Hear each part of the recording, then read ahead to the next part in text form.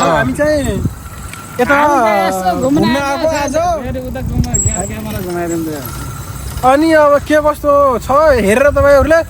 प्रतिक्रियाहरू सल्लाह सुझावहरू तल कमेन्टमा चाहिँ छोड्नु होला कस्तो छ ठाउँ एकदम रमणीय छ ठाउँ चाहिँ हेर्नुहोस् तपाईँलाई कस्तो लाग्यो त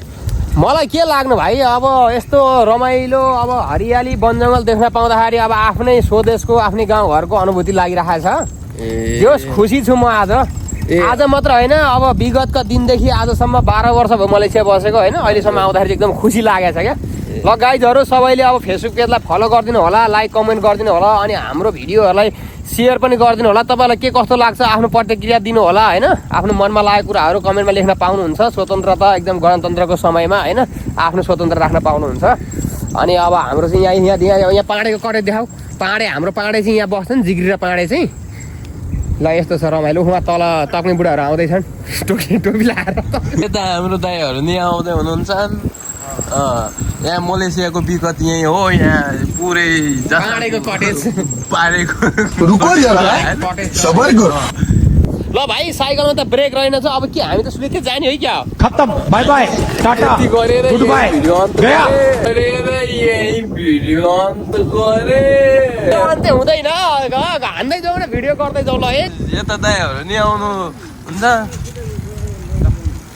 यस्तो छ है रमाइलो छ रमाइलो बिजोक रमाइलो छ हाम्रो बिजोकमा पानी आएर बिजोक रमाइलो भयो के भयो खुट्टामा लाने खुट्टा फिजाएको कहाँ फिजाउनु खुट्टा ठुलो छ यो भन्छ फिजाएको हो दिमाग खराब गर्छ म त नाम फिर्छ होला अहिले त भाइ जाउँ जाउँ कतिको दुखाइ छ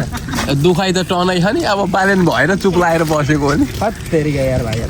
म त त्यो खुट्टा त्यस्तो छ अहिले उसको त रियानको त लागेको छैन फट्टै फुट्या सुट्या होइन नि यस्तो हो मलेसियामा बिजोक रमाइलो भयो अहिले आउँदा आउँदै हामी यहाँ ठोकेको बुढै बनाएर न क्यामेरा अब